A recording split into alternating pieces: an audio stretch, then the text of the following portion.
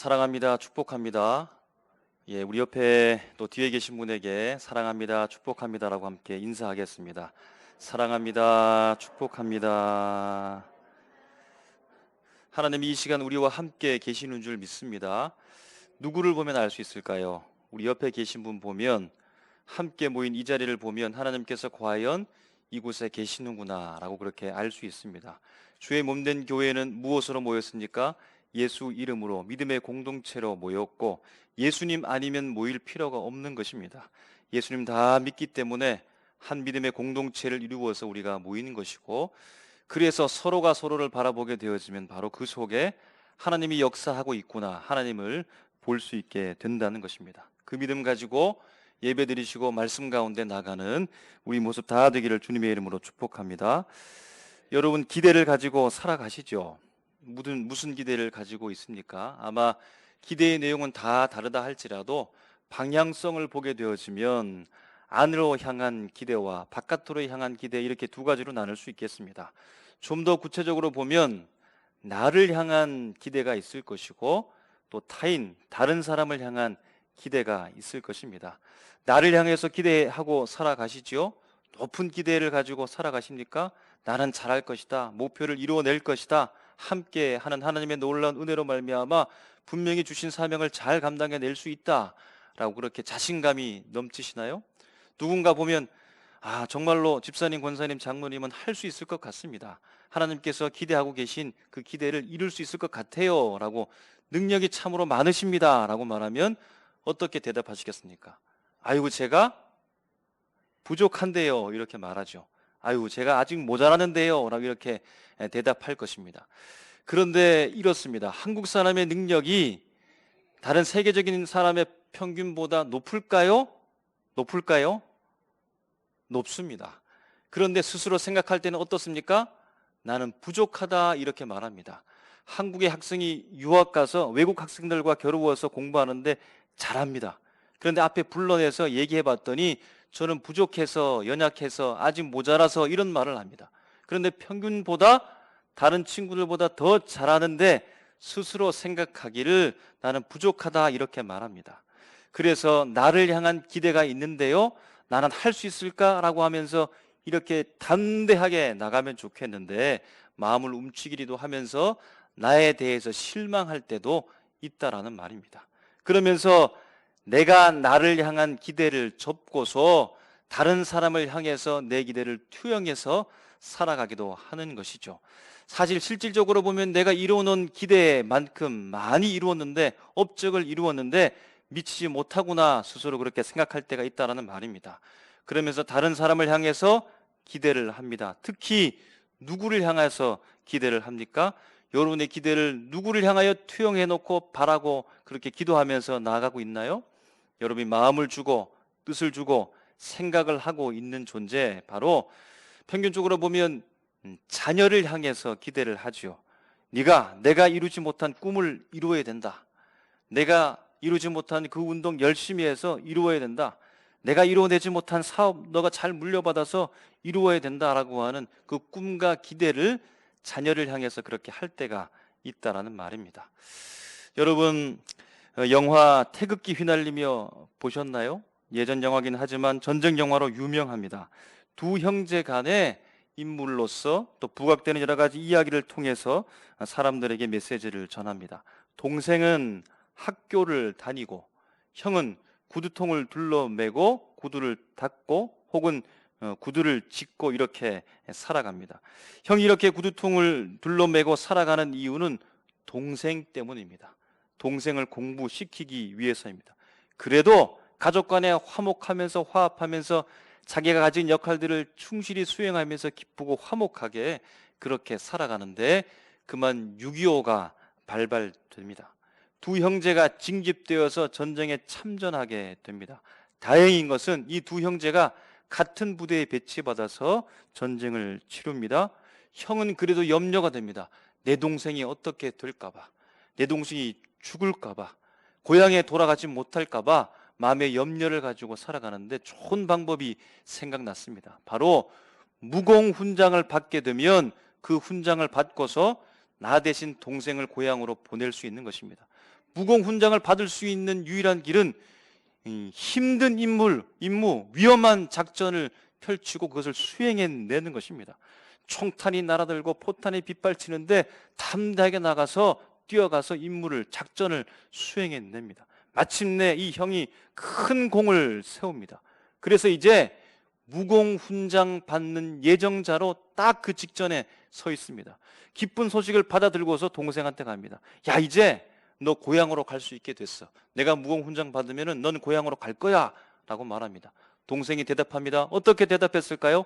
나 안 간다는 겁니다. 이 말을 듣고서 형이 화가 나기도 하고 당황해서 이렇게 말합니다. 내가 뭐 때문에 죽기 살기로 뛰어다녔는데 너 살려서 집에 보내려고 나 죽고 싶어서 환장한 놈 아니다? 하면서 이어지는 말이 더 감동스럽습니다. 넌 우리 가족의 전부야. 내 꿈이고 어머니의 희망이다 라고 이렇게 말하면서 너 공부시키려고 나 학교 그만두고 구두통 메고 다녔는데 한 번도 후회한 적 없다 라고 이렇게 말하는 겁니다. 감동적인 이런 대화 속에 오고 가면서 그 장면들이 계속 흘러가는데요. 여러분, 기대를 걸었던 사람에 대한 기대가 무너지면, 나의 기대를 갖고 살아가던 사람이 그 기대를 무너뜨리게 되어지면 마음이 어떻습니까? 마음이 굉장히 좋지 않죠? 당황스럽지요? 상심하게 되면서 사람도 보기 싫고 만나기도 싫고 그 사람에 대해서도 말하는 것, 언급하는 것 싫어하게 되는 겁니다. 오늘 본문의 말씀은 부활절 이후 혹은 부활절에 예수 그리스도께서 사람들을 만나면서 이제 설렘과 기쁨이 솟아오릅니다. 왜냐하면 죽었던 예수님께서 다시 살아났거든요. 그것 때문에 슬퍼한 사람은 없지요. 다 기뻐하면서 아직 확실하게 예수님을 완전히 보고 완전히 기쁨 가운데 충만하지 못한다 할지라도 설렘과 기쁨이 교차되면서 그래도 기쁨 가운데 사람들이 있습니다. 그런데 유독 한 사람은 기쁘지 아니한 것 같습니다. 그 한 사람이 왜 그럴까요? 무슨 이유 때문에 그럴까요? 그 한 사람을 통해서 하나님께서 어떤 말씀을 하실까요? 예수님께서 그에게 어떻게 말씀하고 행동하실까요? 본문의 배경을 보면 이러했습니다. 안식 후 첫날 새벽에 막달라 마리아가 예수님이 계시는 무덤가로 갑니다. 그런데 무덤에 큰 돌이 굴려져 있고 그 안을 들여다보니까 예수님의 시체가 보이지 않는 겁니다. 깜짝 놀랐습니다. 그래서 달려가서 베드로와 예수님의 사랑하시던 다른 제자를 만나서 예수님의 시체가 없었다고, 누가 가져갔는지 모르겠다고 이렇게 말하니까 베드로와 다른 제자가 뛰쳐오니까, 그리고 거기서 확인한 후 세마포와 머리 수건만 있는 것을 보고 아, 막달라 마리아의 말이 맞구나 하면서 돌아갑니다. 그런데 여전히 막달라 마리아는 그곳에 남아서 슬퍼하면서 눈물을 흘리고 있습니다. 그때 천사가 찾아오고 마침내 그가 그토록 사모하는 예수님께서 부활의 몸을 입고 오셔서 여인을 만나게 됩니다. 이 기쁜 소식 알려야겠다라고 해서 제자들에 가서 알려주고 이야기가 계속 진행됩니다. 여러분, 제자들의 마음은 어땠을까요? 오늘 본문의 이전의 삶을 보면 제자들은 지금 두려워하고 있습니다. 왜일까요? 그들이 그토록 따랐던 예수님이 종교 재판을 받고 십자가 형틀에 매여서 죽었거든요. 그 주동하는, 선동하는 예수님의 제자라는 것을 알려지게 된다면 자기들도 체포되어서 죽지는 않을까라고 하는 두려운 마음 가운데 유대인들 때문에 그들이 모였고 문들을 닫아버렸습니다. 그때에 예수님께서 그곳에 오셔서 하시는 말씀이 너희에게 평강이 있을지어다 라고 말씀합니다. 성령도 주시고 믿음을 새롭게 하고 이제는 그들이 두려움과 믿음 가운데 끼어있는 자가 아니라 예수님의 증인으로 12명의 제자로서 부활의 증인으로 주님께서 파송시킵니다. 그런데 문제는 오늘 본문의 발단의 문제인 인물 도마가 이곳에 없었다는 것입니다. 예수님께서 제자들을 처음 만나고 나중에 도마를 만나게 되어주고 그런 사연과 또 여러 가지 일들과 말들 후에 마침내 도마가 하나님 앞에 신앙 고백을 하고서 그도 믿음 가운데 나가게 되는 이야기가 오늘 본문의 말씀입니다. 여러분, 오늘 본문에서 주인공처럼 보이는, 독특하게 보이는 한 인물이 있지요. 우리가 잘 알고 있는 의심 많은 도마입니다. 왜 도마는 다른 제자들이 함께 모여 있었는데 그만 유독 다른 곳에 있거나 늦게 합류했던 것일까요? 왜 그만 다른 제자와 함께 있지 않고 조금은 독특한 행동을 하는 이유가 무엇일까요? 오늘 우리 읽었던 본문 말씀의 24절에 보면 이렇게 말합니다. 12제자 중에 하나로서 디두모라 쌍둥이입니다. 불리는 도마는 예수께서 오셨을 때 함께 있지 아니한지라 라는 겁니다. 다른 제자들은 함께 있는데 그만 함께 있지 않았습니다. 나중에 가서야 만나게 되는 것입니다. 왜 하필 도마만 그런 것일까요? 왜 하필 도마만 사람들 앞에 유독 이렇게 보이는 것일까요? 도마가 어떤 사람인지 그의 성격적인 상황을 살펴볼 수 있는 말씀 구절들이 있습니다. 요한복음 11장 16절에 보면 도마에 대해서 이렇게 말합니다. 디두모라고도 하는 도마가 다른 제자들에게 말하되 우리도 주와 함께 죽으러 가자 하니라 라고 말합니다. 여러분, 이 말씀만 들으면 도마가 대단한 인물로 보이죠. 주와 함께 죽으러 가자 라고 이 말만 들으면 야, 참으로 대단한 인물이다, 예수님을 향해서 죽기를 각오한 사람이구나, 이렇게 볼 수도 있는데, 그런데 이 말이 나오기까지 그 삶의 정황 상황들이 있습니다. 때는 예수님께서 사람들에게 하나님의 나라의 복음을 증거하면서 사역하고 있는데 소식 하나를 듣습니다. 예수님이 사랑하시는, 예수님을 사랑하는 나사로라는 사람이 죽었다는 소식입니다. 예수님께서 그 소식을 듣고 이제 그를 깨우러 가자라는 겁니다. 잠든 나사로를 깨우는 것, 이제 살리러 가자는 것이죠. 그냥 그렇게 가면 되는데 문제는 그곳에 나사로가 죽어 있는 그 지방에 예수님과 제자들을 대적하고 적대하는 인물들, 유대 사람들이 많이 있다는 겁니다. 그래서 염려가 돼서 제자들이 예수님께 말합니다. 주님, 여기서도 유대인들이 우리를 돌로 치려고 하는데 그곳에 어떻게 가시려고 합니까? 라는 말입니다. 그 말 이후에 도마가 말합니다. 우리도 주와 함께 죽으러 가자, 이렇게 말합니다. 여러분, 이 말을 헌신된 말로 보아야겠습니까? 아니면 불보듯 뻔한 핍박 가운데, 혹은 가서 돌에 맞을 수도 있는 그 상황 속에서, 혹은 죽을 수도 있는 상황 속에서 도마가 우리도 주와 함께 죽으러 가자, 이 말은 비꼬듯 비관적인 말로, 비판적인 말로 보는 것이 좋겠습니까? 요한복음 14장 4절에도 예수님께서 하신 말씀이 있습니다. 제자들에게 내가 죽을 것이라는 것이죠. 이제 죽게 되어지는 예수님의 운명처럼 말하는 말씀 속에 뒤이어서 말씀하는 것이 나옵니다. 예수님께서 먼저 이렇게 말합니다. 내가 어디로 가는지 그 길을 너희가 아느니라 라고 말합니다. 그 말을 듣고서 도마가 5절에 이어서 말합니다. 주여, 주께서 어디로 가시는지 우리가 알지 못하거늘 그 길을 어찌 알겠사옵니까? 말하는 것입니다. 여러분, 이 말씀은 도마가 하나님의 말씀도 이해하지 못하는 무지한 자더라 라고 하는 것을 우리에게 알려주려고 하는 것일까요? 예수님께서 죽는다라고 하니까 너희들이 그 길을 알지 않느냐라고 하는 이 말 뒤에 하는 이 말은 무언가 명확지 않은 상황 속에서 예수님을 향해서 퉁명스럽고 직선적으로 말하고 있다는 것입니다. 도마에 대한 많은 설명이 성경에 기록되진 않았지만, 그러나 요한복음을 통해서 우리가 알 수 있게 되는 도마의 성격적인 정황은, 그는 조심스러운 사람, 공손한 사람, 예의를 차리고 자기 속내를 잘 드러내지 않는 사람이 아니라 옳고 그름에 대해서 분명히 하는 사람, 못마땅한 것이 있으면 직선적으로 퉁명스럽게 비판적으로 말하는 사람으로 볼 수 있다는 것입니다. 이러한 정황을 가지고 오늘 말씀을 보면 다른 제자들은 다 있는데 유독 도마만 빠졌다라고 하는 이 사실을, 그의 성격적 정황을 가지고 보게 되어지면 무언가 도마에게 뒤틀린 마음이 있는 것입니다. 못마땅한 것이 있다라는 것입니다. 무엇 때문에 그가 못마땅해 있는 것일까요? 누구 때문에 그의 마음이 뒤틀려 있는 것일까요? 처음에 부활하신 예수님께서 제자들을 만납니다. 그리고 제자들이 도마에게 말하죠. 우리가 주를 만났다, 주를. 우리가 부활하신 주를 만났다 라고 이렇게 말합니다. 여러분, 이 소식을 제자들부터 여러분들이 들었습니다. 그러면 여러분들 어떻게 반응하실까요?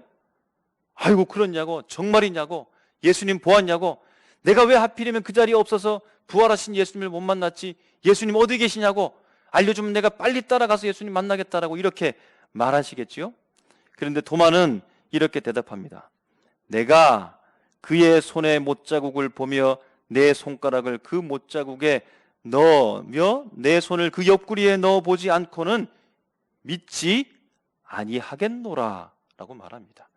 이 말씀에서 중요한 두 가지의 말씀을 찾으면 이렇습니다. 제자들은 도마에게 말하기를, 도마야, 우리가 주를 만났다. 주, 귀리온, 귀리오스, 하인이 주인을 향하여서 부르는 호칭입니다. 주님을 만났다. 귀리오스, 주님을 우리가 만났다 라고 도마에게 말하니까 도마는 말하기를 아우투, 그의라는 말입니다. 인칭 대명사입니다. 주님이 아니라 그라고 말하는 것입니다. 내가 그의 손에, 그의 옆구리에 라고 이렇게 도마는 말하는 것입니다. 제자들은 주님을 이라고 말하는데 도마는 그라고 이렇게 말하는 것입니다. 여러분, 무엇이 느껴지나요? 존경심이 잘 보이지 않는 것이죠. 존경심이 무너진 것 같습니다. 여러분, 왜 도마는 무엇 때문에, 어떤 이유로 이 존경심이 무너진 것일까요? 누구 때문에 존경심이 무너진 상황 가운데 살아가고 있는 것일까요? 마지막 세 번째, 도마의 성격적 성향을 바라보게 되어지면 25절 말씀을 한번 보면 이렇습니다. 도마가 이르되 내가 그의 손의 못자국을 보며 내 손가락을 그 못자국에 넣으며 내 손을 그 옆구리에 넣어보지 않고는 내가 믿지 않겠노라 라고 말하지요. 다시 한번 우리가 생각해보고 우리가 대답한다라고 하면 어떻겠습니까? 나는 믿기는 믿겠는데 예수님 한번 보았으면 좋겠어. 예수님 손을 좀 보았으면 좋겠어. 예수님 옆구리 한번 보면 내가 확실하게 믿을 수 있을 것 같아 라고 긍정적인 마음을 가지고 이미 우리 마음속에 동의하는 마음을 가지고 그렇게 대답하지 않겠습니까? 그런데 도마는 어떻게 말합니까? 내가 못 보면, 내가 만져보지 않으면 안 믿겠어 라는 말입니다. 이미 그 마음속에 부정으로 가득한 것입니다. 나는 긍정하지 않는다, 믿지 못하겠다라고 하는 전제가 그 마음속에 깔려 있다라고 하는 것입니다. 단단히 크게 실망한 사람처럼 보이는 것이죠. 여러분, 왜 그럴까요? 무엇이 도마를 이렇게 실망하는 사람으로 만드는 것일까요? 누가 도마를 실망한 사람으로 상심한 마음 가운데 살아가고 이렇게 괴롭게 만든 것일까요? 여러분, 무엇 때문에, 누구 때문에 도마의 마음이 상했습니까? 그 마음이 왜 부정적으로 변해버렸습니까? 누구 때문인가요? 예수님 때문입니다. 예수님을 향하여 기대하며 살았는데, 예수님을 향하여 기대하면서 3년 동안 동거동락하면서 살았는데 예수님 때문에 예수님을 향한 기대가 무너져서 그의 마음까지 무너져 버렸습니다. 그래서 보기도 싫습니다. 제자들과 함께하는 것도 싫은 겁니다. 마음의 상심함 어떻게 하면 좋을까요? 그 상처 어떻게 풀으면 좋을까요? 어떻게 치료할 수 있을까요? 여러분, 예수님밖에 없는데 예수님께서 도마를 향하여서 어떻게 행동하시고 어떤 말을 통하여서 그와 함께 하실까요? 세 가지의 모습을 찾아볼 수 있습니다. 예수님께서 제자들이 집 안에 있죠. 그때 문들이 닫혔습니다. 두려워서, 유대인들이 무서워서 그 첫 번째 행동과 두 번째 행동이 똑같습니다. 문들을 닫아 놓습니다. 그래서 벽이 가로막혀 있고 문이 가로막혀 있는 것입니다. 그런데 어떤가요? 제자들이 모여 있는 상황 가운데 예수님께서 벽을 뚫고 왔는지 문을 뚫고 왔는지 그 자리에 오시는 겁니다. 제자들이 어떻게 했습니까? 아마 깜짝 놀랐을 것입니다. 우리가 단순한 질문이지만, 아니, 그곳에 문이 있는데 문이 있으면 어떻게 됩니까? 문을 똑똑똑 두드리든지 문을 흔들든지 문을 열라고 소리치든지 이렇게 해서 문을 열고 들어오셔도 됩니다.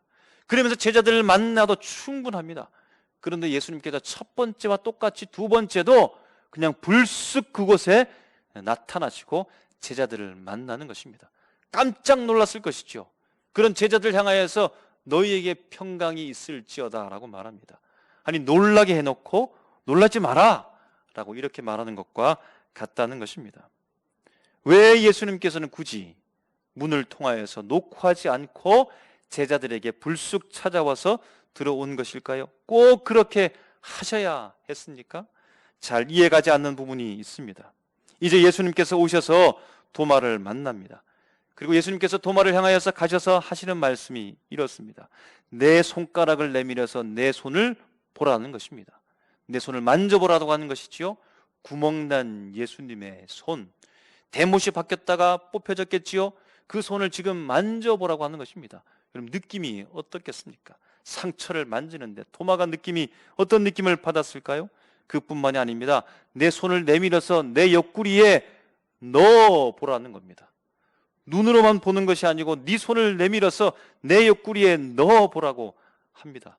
여러분, 그 큰 상처, 창에 찔려서 물과 피를 다 쏟으신 구멍난 그 상처, 그것을 손으로 만지면 여러분 느낌이 어떻겠습니까?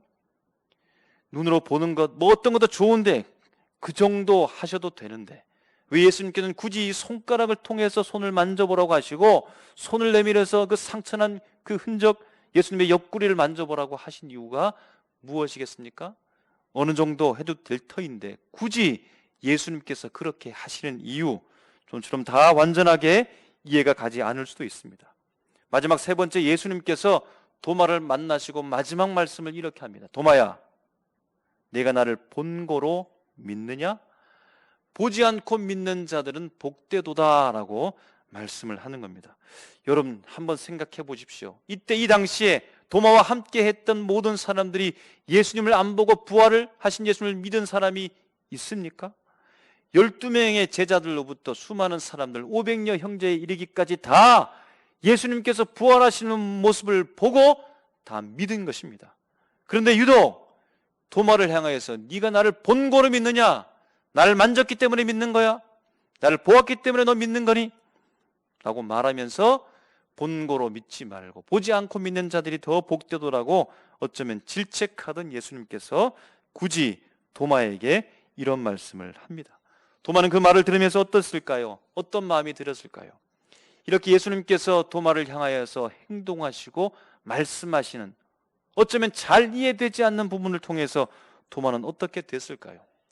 도무지 이해하지 못할 뿐이다 라고 하면서 문을 박차고 그냥 나가버렸을까요? 예수님께서 돌아가시기 전 그분이 확실하게 맞는지 다른 증거도 좀 주세요 라고 하면서 예수님께 요청했을까요? 다른 제자들의 설득에 못 이겨서 그냥 그래 믿겠다라고 그렇게 포기했을까요? 그런데 도마가 28절 말씀을 말합니다. 도마가 대답하여 이르되 나의 주님이시요 나의 하나님이시니이다 라고 말합니다. 무엇입니까? 이해 못할 예수님의 말과 행동 속에서도 그는 마침내 부활하신 예수님을 믿게 되었다는 겁니다. 잘 이해하지 못하고 잘 설득되지 않는 것 같은 행동과 말씀 속에서도 마침내 예수님은 도마를 찾아오셔서 그에게 믿음을 주시고 그 신앙 고백 받아낸 것입니다. 그러므로 여러분, 우리가 살펴보면 왜 예수님께서 굳이 문 열지 않고 문들이 닫혔는데 그냥 들어오신 이유가 무엇입니까? 도마의 믿음을 위해서입니다. 그 상처를 굳이 눈으로만 보아도 되는데 만져보아라라고 주님께서 특별히 확인시켜주는 그 거북한 일들 속에서도 왜 예수님께서 그런 행동을 하셨습니까? 도마의 믿음을 위해서입니다. 도마만 보고 믿은 것이 아닌데 다른 모든 사람들도 다 보고 믿었는데 너는 나를 본고로 믿느냐? 보지 못하고 믿는 자들이 복되도다 말씀하신 이유도 도마의 믿음을 위해서입니다. 그리고 보지 못하고 믿는 우리를 위해서 주님께서 말씀하고 있는 것입니다. 여러분, 주님은 어떤 분입니까? 도마의 믿음을 위해서 일하신 분입니다. 도마의 실망한 마음, 도마의 실망한 행동들, 삶의 모든 부분들 회복시키기 위해 마침내 그가 신앙 고백하는 믿음의 사람으로 회복될 수 있도록 그것을 위해 주님께서 일하셨다라고 하는 것입니다. 여러분, 이 상황을 통해서 우리가 꼭 놓치지 말아야 될 것이 있습니다. 도마가 믿음의 사람으로, 하나님 앞에 신앙 고백하는 사람으로 되기까지의 정황을 보면 이러합니다.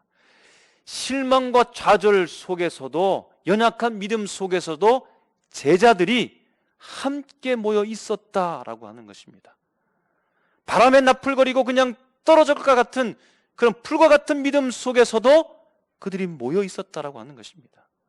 이리저리 흔들릴 수밖에 없는 갈대 같은 믿음을 가지고도 제자들이 모여 있었다라는 것입니다. 두려움과 믿음 사이에 끼어 있어서 확신도 없은 채 있는 그들도 그럼에도 불구하고 부족한 믿음을 가진 그들이 도마를 향하여서 도마야, 우리가 주를 만났어 라고 말한 겁니다. 설득되지도 않은 말조차도 도마에게 했다라는 것입니다. 여러분, 이 모임이 무엇입니까? 연약한 믿음을 가진 이 모임, 별 볼 일 없는 것 같은 이들의 모임, 예수님의 부활에 대해서 확신을 가지지 못하면서 믿음과 두려움 사이에 그의 낀 모습으로 모였던 이들의 모임, 무엇입니까? 그럼에도 불구하고 믿음의 공동체입니다. 그럼에도 불구하고 믿음의 공동체, 바로 교회입니다. 그곳이 믿음의 공동체, 교회가 될 수 있었던 결정적인 이유가 무엇입니까? 두려움에 떨고 있는 그들에게 부활하신 예수 그리스도께서 찾아오셔서 문을 뚫고 두려움을 뚫고 벽을 뚫고 그들에게 샬롬을 선포하시면서 마음을 안정케 하신 예수 그리스도께서 그들에게 오셨기 때문입니다. 그래서 그곳이 바로 교회가 된 것입니다. 두려움에, 세상의 고통 속에, 근심 속에 빠져 있는 그들이 믿음의 확신이 없었지만, 그러나 예수 그리스도를 통하여서 예수님이 어떤 일을 하셨지요?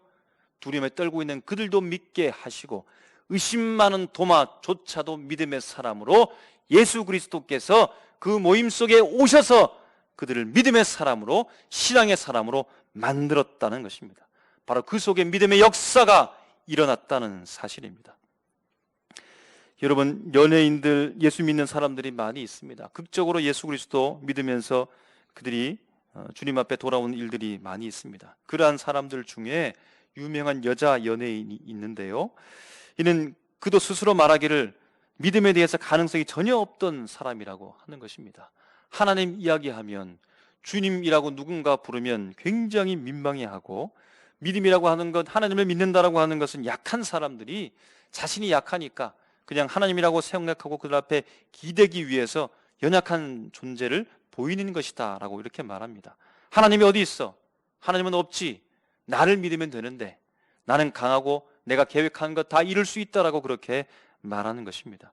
교회에 나가는 사람들 이해하지 못합니다. 새벽에 나가서 기도하는 사람들 도무지 이해하지 못하는 것입니다. 사람들이 자기에게 와서 전도를 하는데 전도를 받지 않습니다. 예수 믿는다라고 하는 것, 말도 안 되는 일이라고 말하는 것입니다. 그런데 마침내 말도 안 되는 그 일이 자기에게 일어났습니다. 예수님을 믿는 사람이 되었다는 것입니다. 그도 말합니다. 이건 기적이다, 있을 수 없는 일이다라고 말합니다. 가장 친한 친구도 깜짝 놀랍니다. 그녀가 고백합니다. 하나님, 저는 죄인입니다. 하나님과 저는 사랑에 빠졌습니다. 주변의 사람들도 말합니다. 당신은 하나님을 아빠처럼 만나고 섬기는 사람 같습니다 라고 말합니다. 그가 이렇게 신앙 고백하면서 간증하는 중에 발견하게 되는 것이 있습니다. 그가 기적적으로, 극적으로 예수님을 만나고 신앙인으로 돌아서서 그렇게 하나님의 백성 되었지만, 그러나 그가 믿기 이전부터 그의 집에 무엇이 있었냐면 성경책이 있다는 것입니다. 누군가가 그녀에게 성경책을 선물하는 것입니다. 그전에도 예수 믿으라고 교회 나가자고 수많은 사람들이 권면하고 전도했다는 것입니다. 가장 친한 친구도 알아보니까 나중에 너를 위해서 오래전부터 기도해 왔다라고 하는 것입니다. 하나님께서 응답해 주셔서 들어줬다라고 그렇게 고백하고 있습니다. 그 주변에 믿음의 사람들이 함께 있으면서 기도하고 성경책도 건네주고 예수 믿자고 말하기도 하고 하나님 말하기도 하고 주님 말하기도 하며 믿음의 사람들이 이 여자 연예인의 믿음을 위해서 열심히 일하는 것입니다. 그리고 마침내 부활하신 예수 그리스도께서 이 여인을 만나고 믿음의 고백을 받아냈던 것입니다. 여러분, 우리가 살아가다 보면, 전도하다 보면 낙심하고 믿음에서 떠난 것 같은 사람들을 만나게 됩니다. 요즘 그렇게 말하지요. 가난한 성도들, 나가지 않는 성도들이 많이 있다는 것입니다. 내가 예수님을 믿는 것 같지만 혹은 안 믿는 것 같지만 교회는 안 나가겠다라는 것입니다. 설득하고 교회 나가자고 해도 그들은 잘 말을 듣지 않습니다. 마음이 완강합니다. 왜냐하면 이미 다 알고 있거든요. 믿음이 무엇인지, 예수님이 무엇인지, 교회에서 무엇을 하는지, 그리고 그곳에서 다 상처를 받은 것입니다. 도무지 말을 해도 듣지 않습니다. 그래도 예수님이 너를 사랑한다고, 너를 위해서 예수님께서 죽으셨다고 예수님께서 부활하셨다고 말하지만 설득력이 없어 보입니다. 여러분, 혹 우리도 지치지 않습니까? 여러분, 오랫동안 기도해 오셨지요. 하나님 위해서 열심히 사셨지요. 최선을 다해서 살고 계시지요. 마음이 지치지 않습니까? 힘들지 않습니까? 실망이 되실 때도 있을 것입니다. 예수님 때문에 마음의 기대가 무너져서 내가 이렇게 계속해서 신앙생활을 해도 되는 것인가? 과연 하나님은 나를 바라보고 계신가? 내 기대와 기도가 이루어질까? 라고 하면서 지칠 때가 있습니다. 신앙의 슬럼프 때가 오는 것입니다. 여러분, 그러함에도 불구하고 내 마음에 의심이 있기도 하고 불평이 가득하기도 하고 누군가가 화가 난다 할지라도 투덜대고 못마땅하다 할지라도 교회를 떠나서면 안 됩니다. 마음의 문을 꽝 닫아버리고 얼굴을 불그락 푸르락 하면서 그렇게 못마땅한 삶으로 살아간다 할지라도 교회에 모여야 합니다. 비록 저 사람이 저런 믿음을 가지고 신앙생활하는가, 교인이 될 자격이 있는가라고 누군가가 혹은 나에게 손가락질 한다 할지라도 교회에 와야 합니다. 부족한 믿음의 사람들이 모여 믿음의 공동체가 되고 세상 앞에 두려움과 믿음 사이에 끼어 있는 것처럼 교회가 그렇게 존재한다 할지라도 그 모습이 다름 아닌 내가 된다 할지라도 바로 그곳에 부활하신 예수님이 샬롬으로 오실 줄 믿습니다. 우리의 두려움을 떨쳐내고 부족한 믿음을 떨쳐내고 예수님의 상처난 모습을 보여주시면서 나를 본고로 믿느냐, 보지 않고 믿는 자들이 복되도다. 믿음 없는 사람이 되지 말고 믿는 자가 되라고 예수님께서 이곳에 오셔서 우리에게 말씀하십니다. 여러분, 교회는 부족합니다. 연약합니다. 믿음 없는 것처럼 보일 수 있습니다. 왜냐하면 죄인들이 모였기 때문입니다. 대단한 제자들이 모인 것이 아니라 유대인들이 두려워서 벌벌벌 떨고 있는 제자들이 모였습니다. 그런데 그곳에 예수님께서 찾아가 주셔서 제자들 모두가 다 부활하신 예수님을 위하여 순교를 해버렸습니다. 여러분, 사람에게는 희망이 없고 부족하다 할지라도 하나님 앞에 당당하게 제 믿음이 이렇습니다라고 보여주지 못한다 할지라도 그럼에도 불구하고 모인 그곳에 우리가 함께 잡은 그 손에 바로 이 부활의 예수님께서 찾아오신다는 겁니다. 부족해도 교회가 힘든 우리, 믿음의 슬럼프를 맞은 그를 위하여 믿음을 위해서 일할 겁니다. 나를 위해서 내가 믿음의 사람이 될 수 있도록 교회가 일하고 있습니다. 주 예수 그리스도께서 찾아오셔서 마침내 우리를 향하여 신앙 고백 받아낼 것입니다. 나의 주님, 나의 하나님이시지요. 내가 부족한데 이렇게 나를 찾아오셨군요. 내가 주님을 그토록 기대했는데 기대가 무너져서 저는 너무나 힘들었는데 나를 찾아오셨군요. 나의 주님 맞습니다. 나의 하나님 맞습니다. 이 고백 예수님께서 반드시 여러분에게 받아내실 것입니다. 그 사람에게 받아내실 것입니다. 우리는 포기하지 말고 모여야 합니다. 손을 잡아야 합니다. 믿음 탓하지 말고 부족해도 내가 주를 만났어. 내가 주를 보았어. 예수님이 주를 보았어. 그렇게 사람에게 알려주십시오. 설득 없이 보인다 할지라도 그 일이 바로 나의 믿음을 위해서 일하는 것입니다. 오늘 이곳에 삼일교회에 주님께서 찾아오시고 우리의 믿음을 허락해 주신 주님께서 우리가 더욱 강한 믿음으로 살아갈 수 있도록 인도해 주시며 함께해 주십니다. 나의 주님, 나의 하나님, 그렇게 고백하는 우리 모습 다 되시기를 주님의 이름으로 축원합니다.